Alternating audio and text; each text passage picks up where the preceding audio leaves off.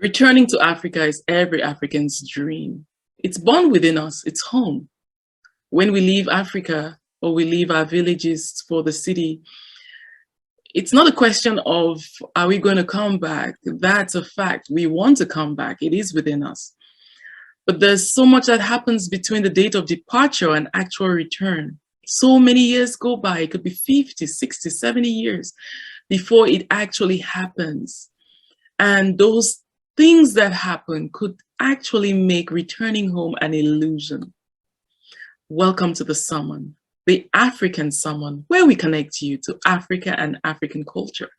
In today's edition, we'll be looking at the question, is returning to Africa a possibility or an illusion? And we have a guest, Mr. So Kenneth, who has lived in the West and made the very difficult decision of uprooting himself and taking himself back to Africa to set up businesses. His success is an experience that is incomparable, and it's a thing we need to learn from. It's been said that a man with an experience is never at the mercy of one with an argument. And the reason why we need a man with his experience to talk to us on this subject. Please invite your friends, neighbors, and loved ones and join us at the fireside for this great conversation. While you're at it, do not forget to subscribe to our channel, like our videos, and share. So without much ado, welcome my friend, Bejeng So Kenneth. How are you, Kenny? I'm doing good. It's such a pleasure to be able to exchange with you, to see. What about Africa or the tribe you're from? Okay, so I'm a man from Mbatu. Mbatu is a village about 2 kilometers away from Bamenda. For those of you who know the Northwest region, the main city is Bamenda. So we're in Mezam division. It's a village that has its own peculiarities. It's a small village. Actually, it's a breakoff of the Mankan people, which are the Ngemba, part of the Ngemba tribe. And you know, we got settled in that part of the region, which is on the western side. Most of the people from Batu actually live outside of the village, so there are more people out of the village. But we've got some very successful people come out of that village. For instance, the most successful was Mr. Nanga, who was an entrepreneur par excellence in his day, and a billionaire in his own right, and who built built the Bamenda Central Market, built many buildings here in Yaoundé as well. So we are dynamic people.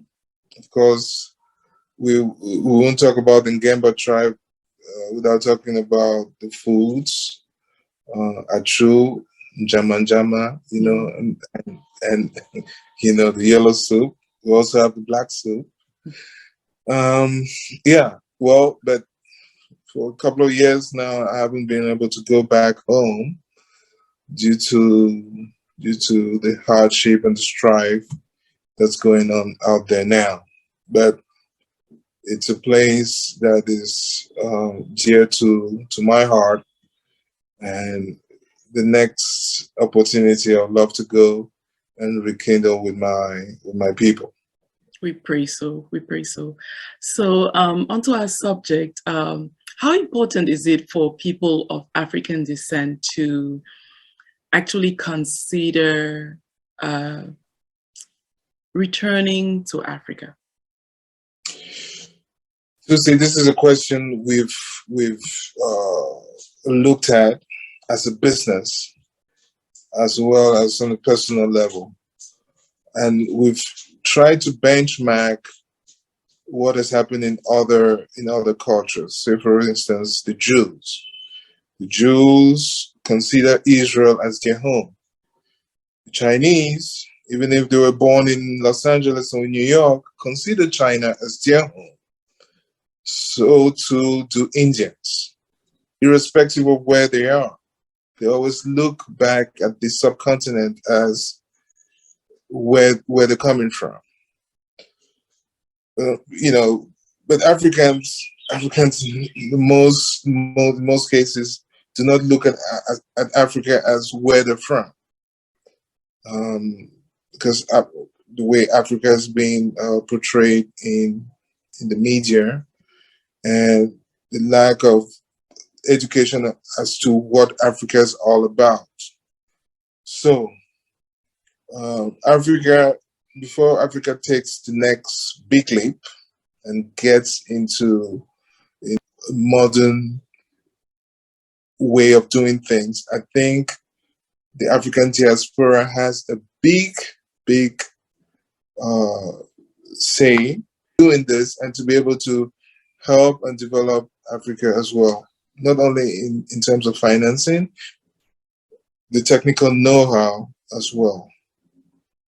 Some countries in Africa have been looking at this and actually putting in policies to make this happen. So, for instance, Burkina Faso, Mali, Senegal, Cote d'Ivoire as well have ministries for the diaspora, where they invite members of the diaspora to come and share with the local experts on the ground. So, for instance, you're a doctor, you're invited by the government to come and spend 2 weeks in a village or in a hospital, or you're a lawyer, you can come and do some pro bono work, or an engineer, you might be given a contract to be able to execute. But not all African countries are at that level, unfortunately. In essence, we're saying that the question of returning to Africa may be a personal decision of whether you want to pull yourself out of whatever place you find yourself in the outside of your homeland. You could choose to stay there. You could choose to be buried there. But the question of how your contribution to Africa is not up in the air. Each one of us has got a responsibility. Each one of us is called upon to be an active part in the development of Africa. We are all called upon to look within us and say we've been given something to help that continent grow, and we cannot leave it to some people, or regardless of what the administration is doing or what a government is doing, you need to find your way to be able to have an impact and say, in my lifetime, I changed X, Y, or Z. Maybe the life of one child. It may be the life of your little city. It may just be the way you care for the people of your community or someone, but find something and do. It's not okay to say, okay, I'm out of there, I don't care.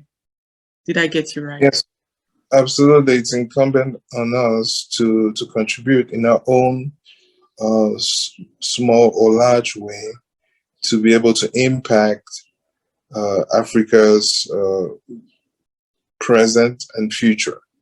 You know, at my company, we've looked at this in terms of investments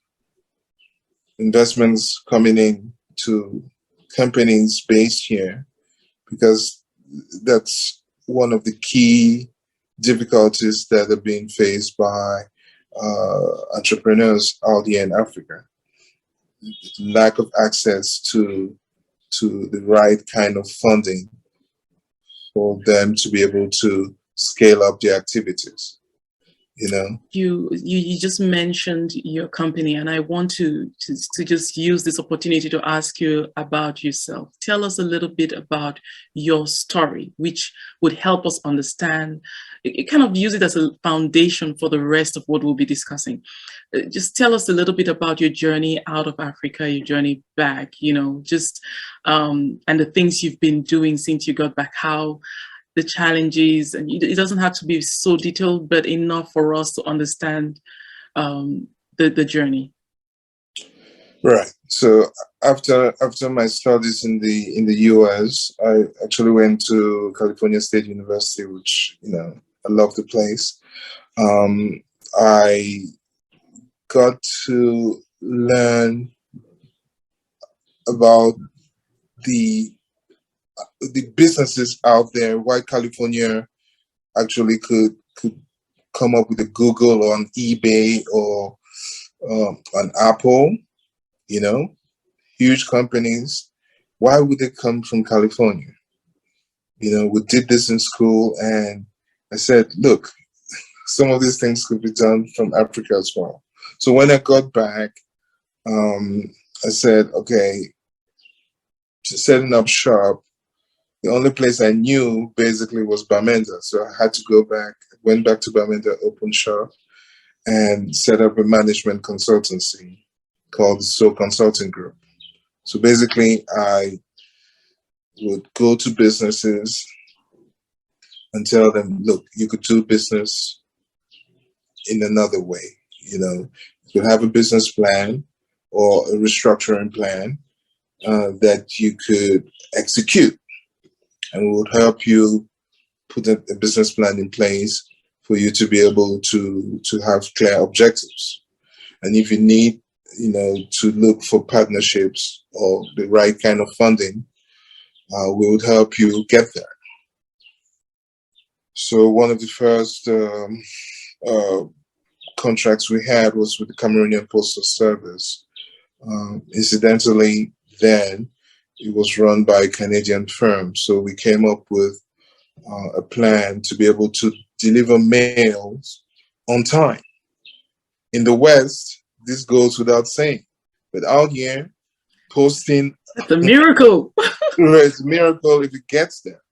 So we were given a contract to actually execute what we had put on paper, and it actually boosted us because it gave us a reference to be able now to move on to other companies. We've helped so far over 500 companies across Africa, from Senegal to Cote d'Ivoire to Nigeria, Kenya, South Africa, Rwanda, and everywhere in between. And we that's on the management consulting side, but we've had all types of difficulties coming up with, all you need just to get set up, just get a license. In Cameroon, it used to take a couple of months back then, but in Kenya it would take 72 hours. So traveling across Africa also is it's an eye opener. An eye opener for us to be able to realize, Africa is not as backwards as it might look from the little corner where you are. Absolutely. So so we've been running it now for 18 years, and it's been a success story so far. But we're a boutique management consultancy. We're not like the KPMGs or whatever. We come to your company, we try to analyze the problems you've got. So it's on the business intelligence as well, and trying to map out key industries across Africa, key sectors as well, so that potential investors, who don't know the potential of what Congo, they can do, yes, right, they can easily appreciate who the key players are, what is the potential in that market, and the like. So we've actually done quite a bit of work across Africa. And I know you make it sound like it's easy, you just move there, but for many of us who are out here, going home is like, where do you even start? And we are going to get there. It was important that I ask you, so our audience understands that you're not just speaking from you've been this way. You've lived through life here, from education to working here. And that challenge of just breaking up and going, and you did it the difficult way of just saying, hey, I'm going home. And you get home and you face the challenges of no water, no light. You know, what we just would not handle for a day or two. And you've come this far, and people may think, okay, in the West, looking at it with the eyes of the West, you may not appreciate just how far you've come, but kudos to you, kudos to you. How important is it for Africans to value their possession of Africa? Well, Africa is our motherland, okay? And it's up to Africans to be able to develop it or to take it as far as we want to. You know, I work a lot in the startup space, where I see entrepreneurs every day come up with brilliant ideas. The logistics space, a container, say, to Douala, and it's meant for Chad or for the Central African Republic. It's actually going to take weeks, if not months, to get there. So these startups will come up with solutions for these goods easily from the ports in Douala or Kribi to N'Djamena. You know, so that's moving Africa forward. Same thing in Lagos. Same thing in Accra. Same thing in Dakar. You know, so it's Africa's time. We're a young continent. Average age in the late teens or early 20s, and there's so much energy here. It's time for the African diaspora to be able to capture this, and for the diaspora to say, hey, we have a say, we have an input, we could share something, or we could give back to the motherland. It's an opportunity that we must seize. So what are some of the challenges that you find with actually moving home? You know, it's you make it sound so easy, that the reality is a lot of us see, even for a 2-week visit, we are feeling the pain. What are some of, just being honest, what are some of those challenges we need to know are a reality about moving home to start up a business, or moving home to live there in any capacity? Just say I saved up a whole lot of money and I just want to leave back home. Those are two separate scenarios, or I'm trying to retire home. Please talk to us. Right. The difficulties are everywhere. Everywhere you turn, there's a difficulty. Everywhere. From renting an apartment or an office space, to setting up shop, to getting a license to operate, to bringing in your goods, to traveling. It's more expensive to travel from Cameroon to Senegal than to go to the US, for instance. I mean, it's more expensive to travel from Yaoundé to Abuja, which is an hour's journey, than to go to France. So the difficulties are endless. But coming back home, I think you have to look at both that. You have to know what your objectives are. And I wouldn't advise anyone to come in with both feet, like I did, you know, because I mean, I've seen many people come, get burned, and go back. Oh, it's not worth it. There's corruption. There's this. And I always advise, you know, in a management consultant work, to factor in the difficulties in your planning. For instance, corruption. Factor that in. We're not here to tell you, oh, it's good or it's bad. It's just the reality. You must if you don't factor it in, it means you're planning to fail. You're not taking into consideration all the realities of the realities on the ground.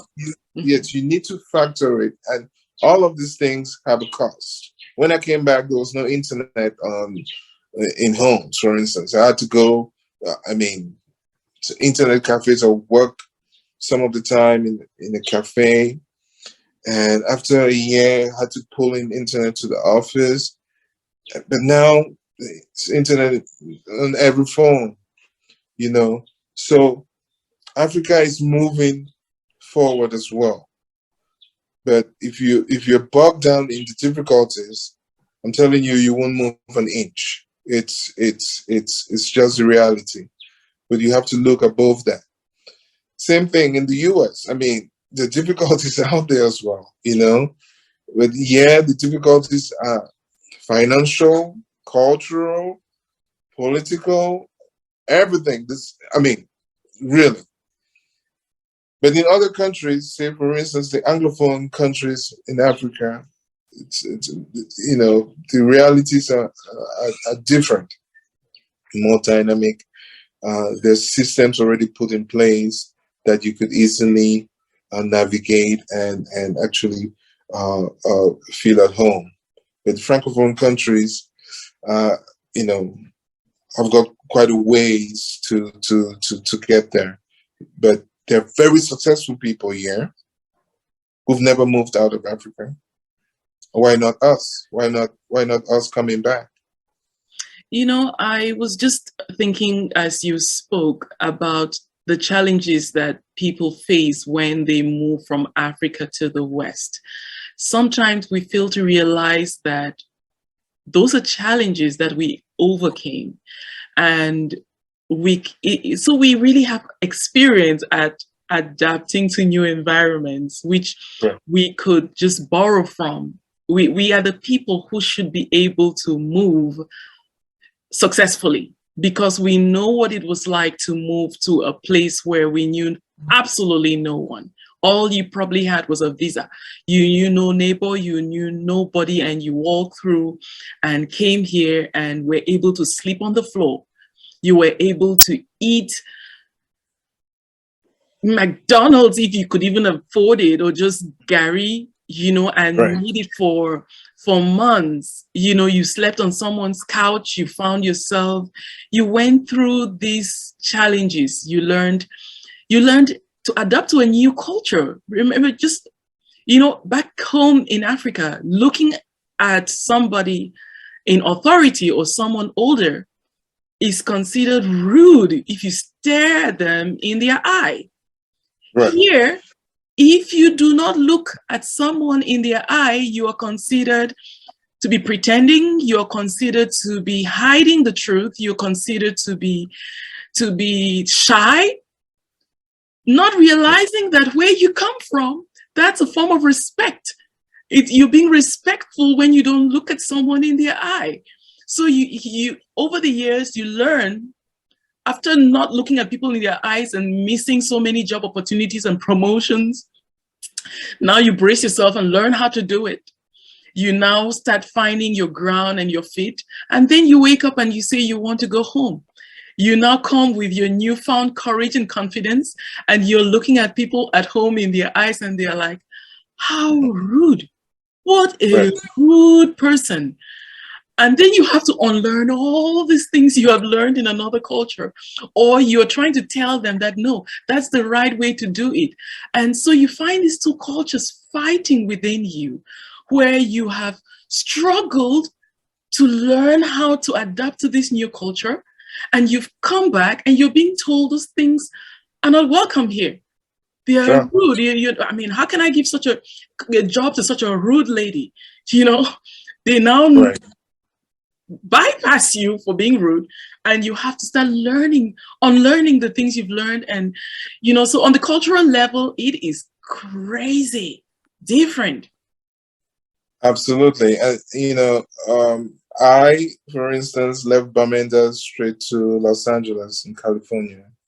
My school was 10 minutes from the beach. I never swam in my life, and every day we either had classes by the beach or my friends would go to the beach, and I had to tag along.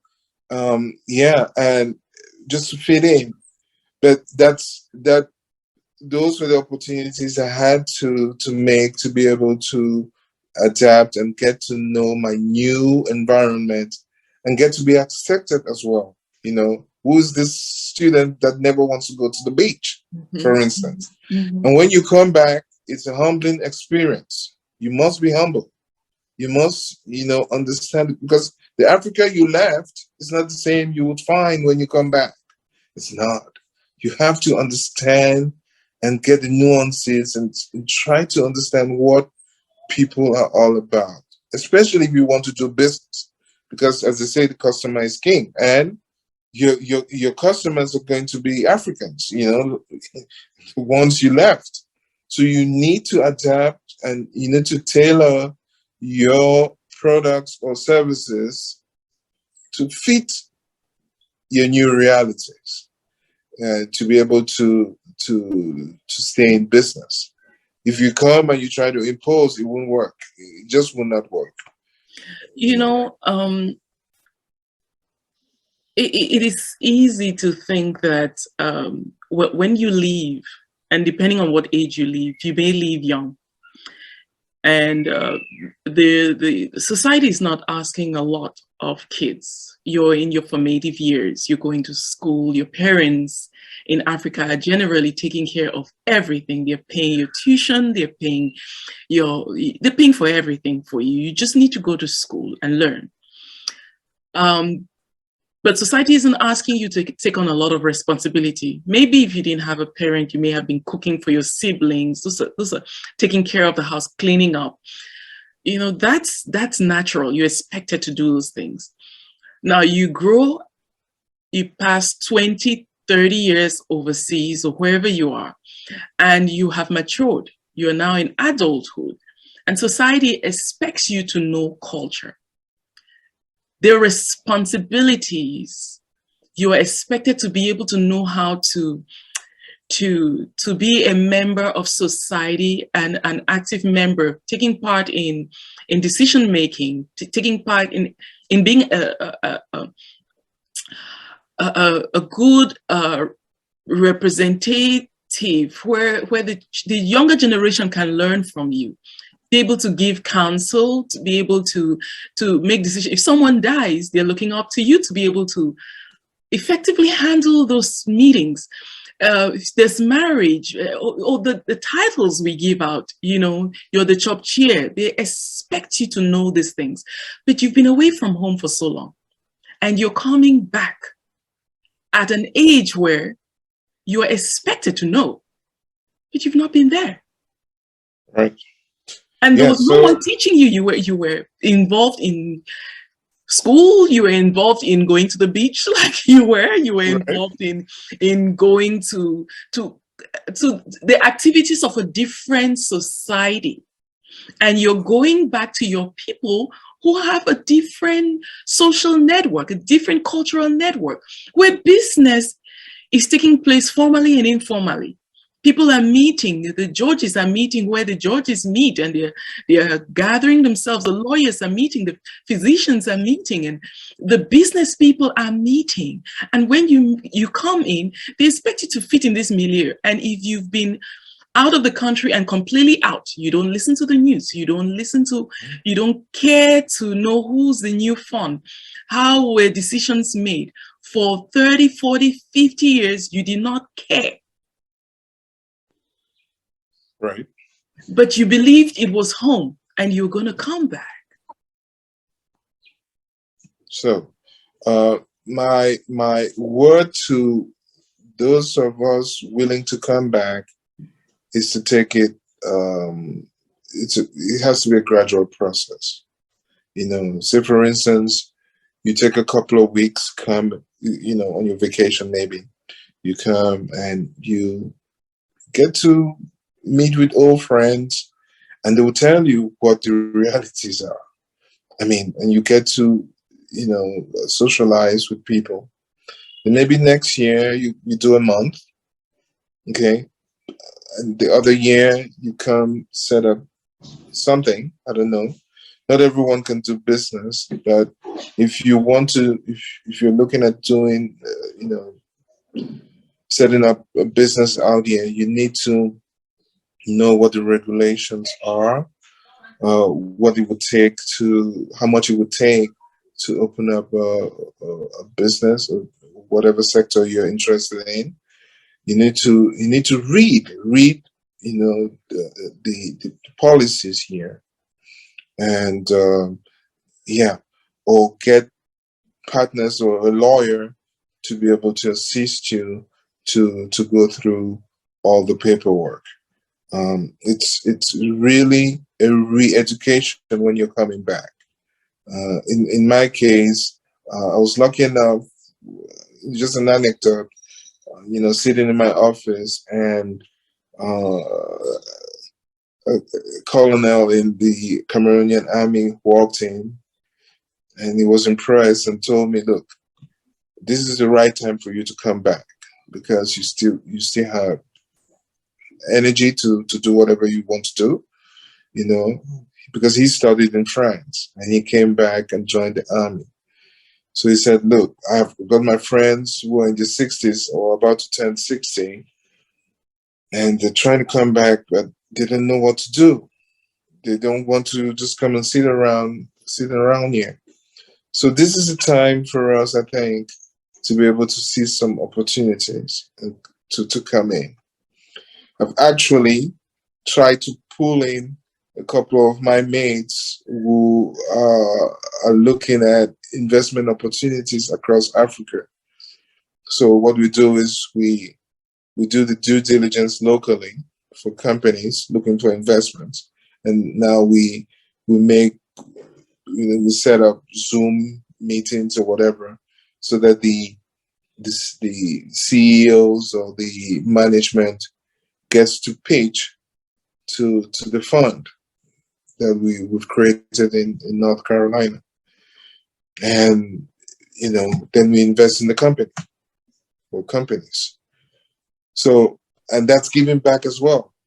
So the mates are living in New York or Los Angeles, but they're investing in Africa, which is another way of coming back. It's another way of giving back to the motherland. Essentially, you're saying that it should be a gradual process. It should be, you should not come in cold. You should not just get up one day and say, next year I'm going home. I'm going to retire next year, or I'm going to go back and do business and just close shop and just move.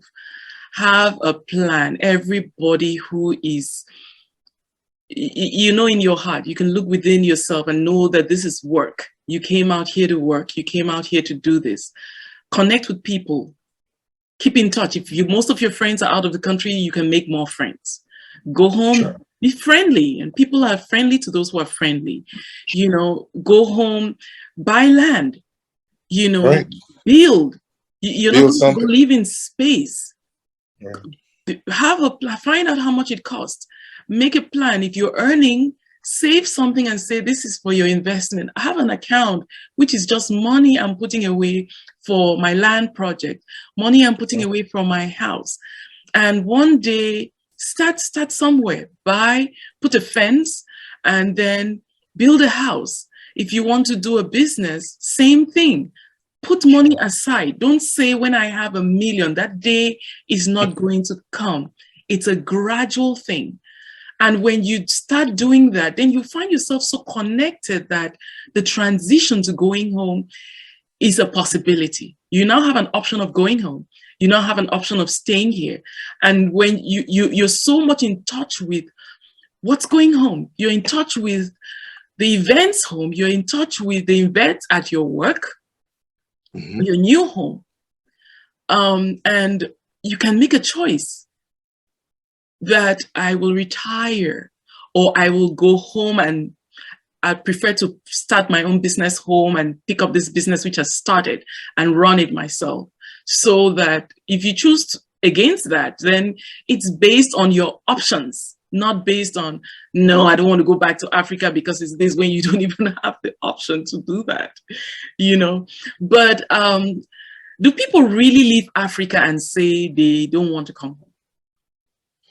Well, I haven't seen an African for all my years in California. I never saw an African who did not want to come back.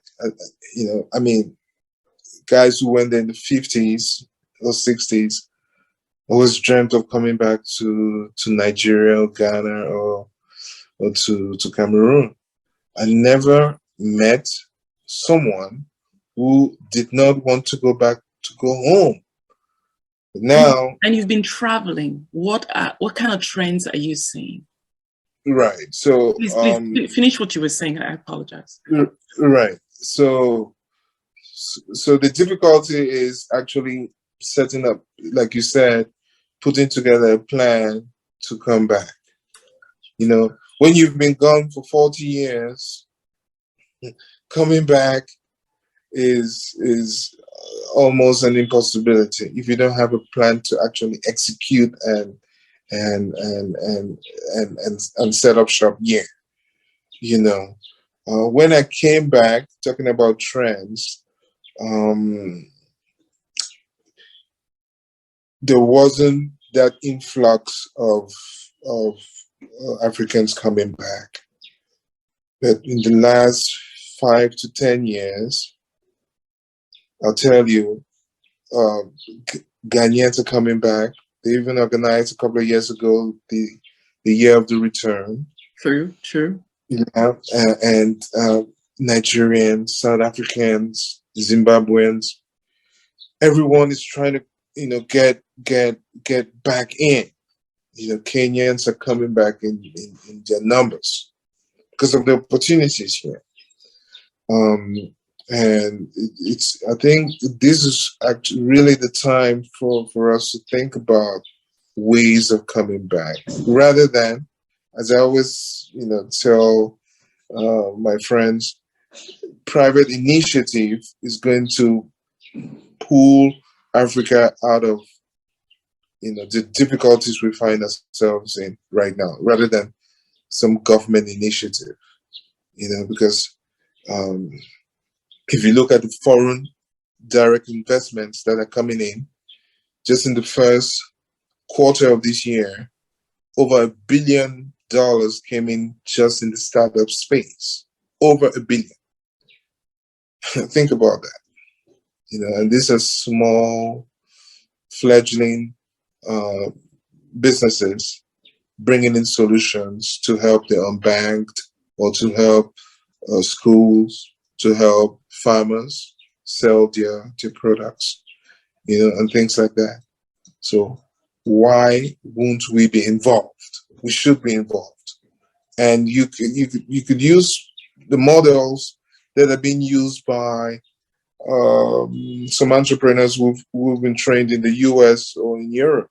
They actually have their offices in London or in San Francisco, and have a secondary office somewhere in Africa. True. So they pull in the resources because the banks out there would want to invest in a London-based company. True. And those resources that are pulled out there are reinvested in the affiliate office out here in some place in Africa. And I'll tell you, if you bring in, say, $50,000 US, you won't believe the kind of impact that you would have. So that's why we've created a network called the Abakwa Angel Network. Oh yes, tell us a little bit more about that.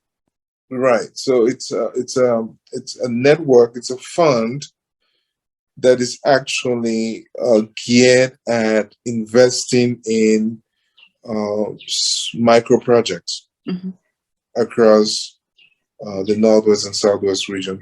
We want to start there before we scale up into other parts of Africa, of Cameroon, for instance. So if you have a new farm, or you need to set up a poultry or a piggery, or or an off license, we would look at your plan. You need to have a business plan, and then we'll put in some resources so that you can be able to execute the plan that you've laid out. and we're looking at investing in the first year in, close to 100 micro projects. 100 is our number. We also have a scholarship program that we put in place to put our kids through school this year. 100 kids through school. So it's our own way of giving back to the communities who've been so. For those who are not familiar with the challenges in the Northwest and Southwest region, and the fact that a lot of students are not able to even get an education, may not understand what you're saying. So please just speak a little bit more about the challenges, the ghost towns and everything that have affected schools there, and why you chose Abakwa Angels. So for the past 5 or 6 years, the Northwest and Southwest regions of Cameroon have been going through political and military strife, and it's affected kids going to school because they've been targeted. Schools especially have been targeted, and some have been burnt down, so that the key players in this strife could send a message to their opponents. And we're saying, what do kids have to do with this? They need to be in school.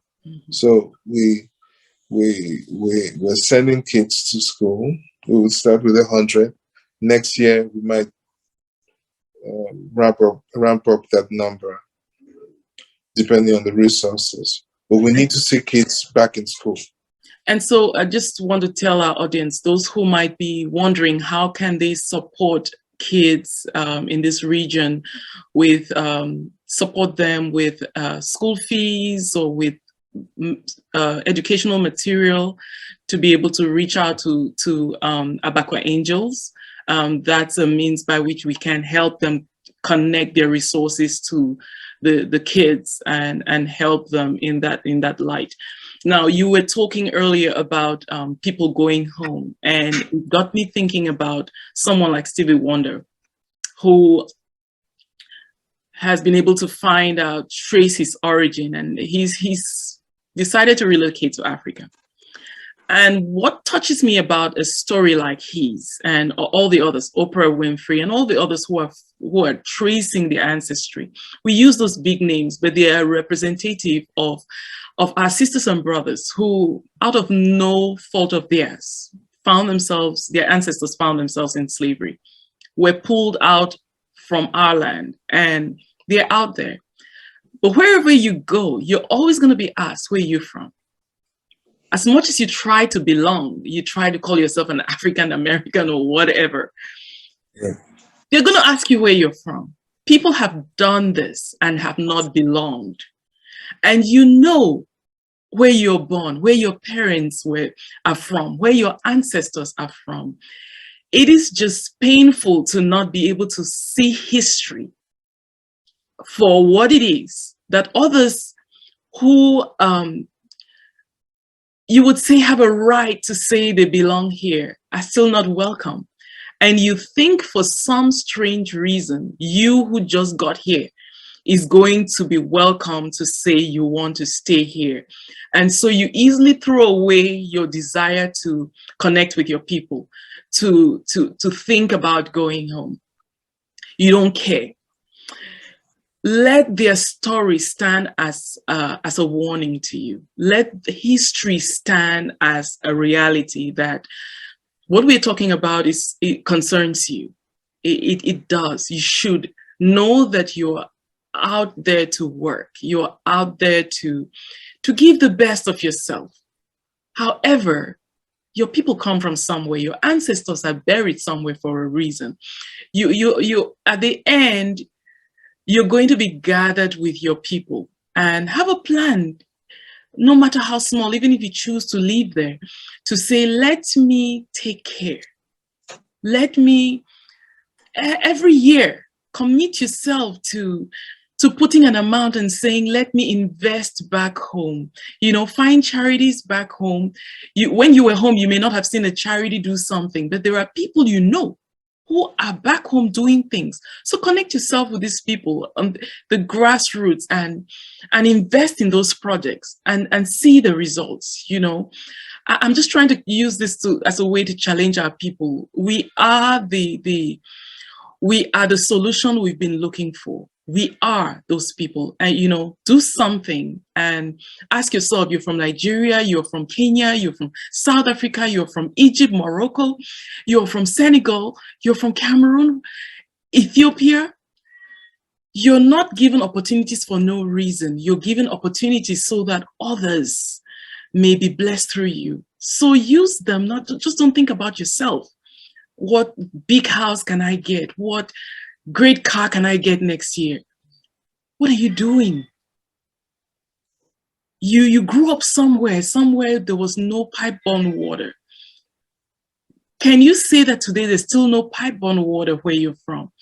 Can you say there's still no electricity where you're from? Stop waiting for the government. Stop waiting for the government. You are the person your country has been waiting for. Are there still hospitals where people are dying on the maternity bed? Are there still places where people cannot afford healthcare? Are there still roads which need someone to repair? You are the person. That's what we're talking about. You know, you could go back by physically moving back and starting a business. You could go back by retiring home, but you may choose to leave out. But you can still go back. Let your resources, let what you've been entrusted with go a long way. You know, look at your aunties, your uncles, your cousins, the people related to you. They should not be indifferent when you're alive. Their lives should be better. Look at those who are trying to make it and say, can I help them stand? Nobody helped you, but somehow God made a way for you. So look back and say, can I help somebody stand? That's what we're talking about today. It is what we are talking about today. You're going back by changing someone's life, or you're actually going back and starting a business there, you know. How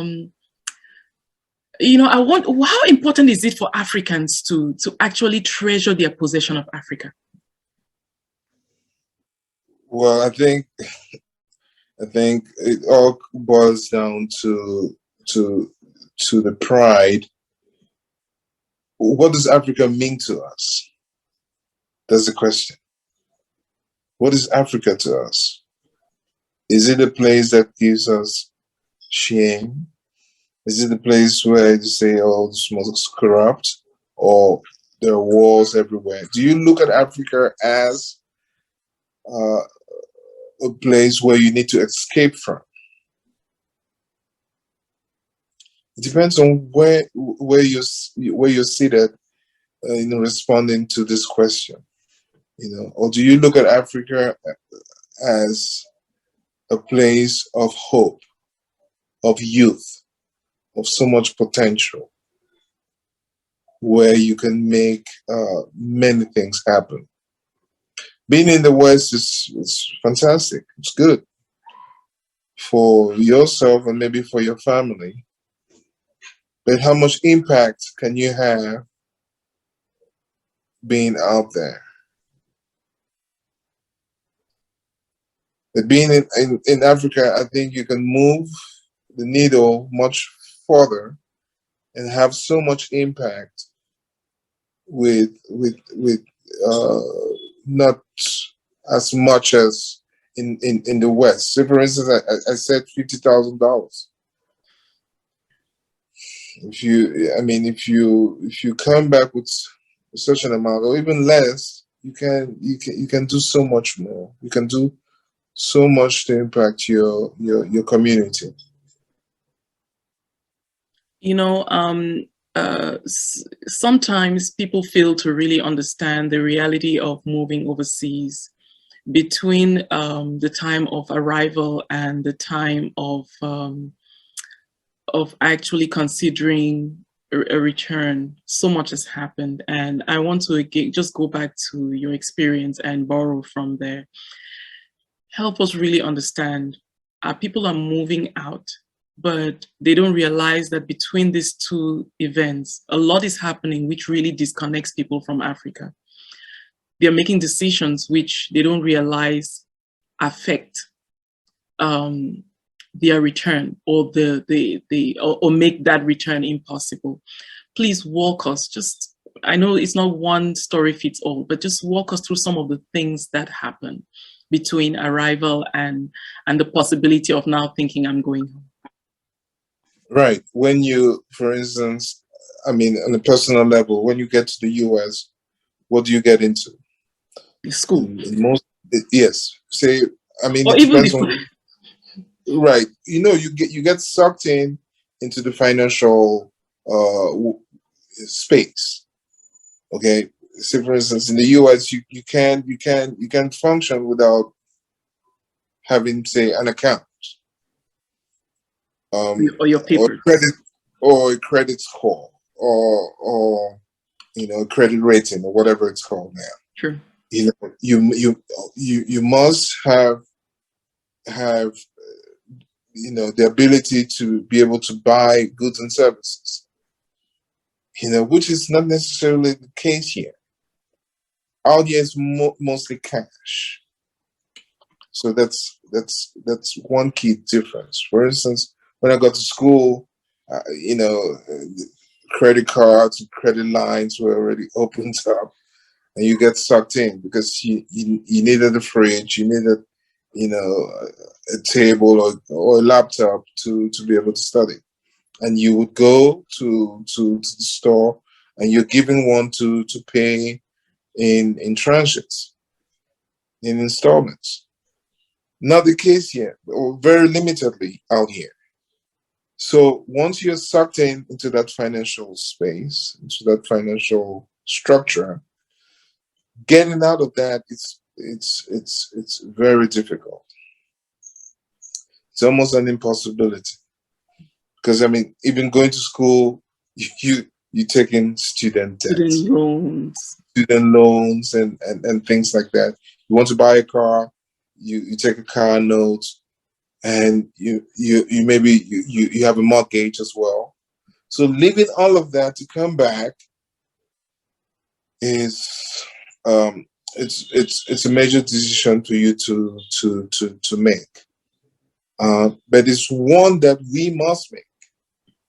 Not to talk about when you arrive, you may have your documents, you may not have those documents, and you're sleeping on the floor, you are sleeping on someone's couch, you are just, your mind is you're in survival mode. Let me get a job, let me have a source of income. And you're not thinking about home, you're not thinking about Africa, you're not thinking about all those people who are calling you, oh bro, you don't reach, send me some dough. They think the moment you got to the airport, your tree for money showed up. So you just have to harvest and send home. So now you're not talking to your cousins, your brothers, your sisters, because their calls are all, send me something, send me something. They don't realize that your reality is you don't have that money yet. So to avoid telling them you don't have, you stop talking to them. And then they don't understand. They think, oh, he's gone there and think he's better than we are and doesn't want to talk to us anymore. And so they, in anger, don't want to communicate with you because they think you abandoned them. Their good friend abandoned them. And you trying to not disappoint them, and well, you're too busy trying to keep your head above water to even bother. You may not have a phone yet. And it's the reality which the people on the two sides of the aisle are not aware of, that you're trying to build up. Now you get a job, you've got school, like you said, you've got debt here, debt here, debt here, you're trying to leave. What about getting married to someone from India, from China, from Japan, from Asia? That person has a dream of returning to their hometown. You have a dream of returning to Abakwa. So guess what? you decide to get married, and everybody is happy that you have this marriage until the day you decide you want to go home and you realize they had a dream to go home too. So who goes to whose home? Sure. Okay, you now make a compromise. Let's stay in the United States or in England or wherever you might be, since that's where you met. So you soon find out that those things you took for granted as I'm going home are no longer for granted, because it becomes difficult for you to go home with the debt you now have, the debt burden you have, with the wife and the kids who may not have been to your hometown if you did not take them home, if you did not introduce them to your people, if you did not let them go see your people and see where you grew up. They have no connection to those things. You can't expect them to follow you to nowhere, to something you alone know. You know, Absolutely. so a lot is happening between your date of departure and that date when you say you want to go home. And if you're not thinking about those decisions as you make them, then 30 years, 40 years, 50 years down the line, it's just not possible to go home. Possible for you to come back. Yeah. But that's why I said in the beginning, it must be looked at as a gradual process, and there must be a plan. There must be a plan to be executed in coming back home. Unless, of course, maybe you land a job in some. We've seen a couple of people come back representing institutions, so for instance, the United Nations and things like that. Maybe. Mm-hmm. How many people get that kind of opportunity? Yeah, very few. So coming back is imperative, in my view. Mm-hmm. But it has to be planned. It has to be thought through, and for it to work. You know, Africans can no longer just suppose that Africans would have Africa forever. You know, I know you visit South Africa a lot. Sure. And I want you to just share with us about some of the realities of white Africa. Right. Africa is not just for us Black Africans. No. There are many Chinese Africans now. There are many white Africans now. Indians doing great business here. They've all come here to fill in the gaps we've left. Mm-hmm. You know, from the extractive industries to providing services or building malls or whatever. They are here and they're making their impact. And calling Africa home. Yes, and calling they're Africans, because actually they're using our passports and they're lobbying our politicians to make life better for them, because they're coming in with means. They're not coming empty-handed. They're coming in with a plan, with a strategy. They're buying land, doing agriculture, you know, and sending some back to where they're from.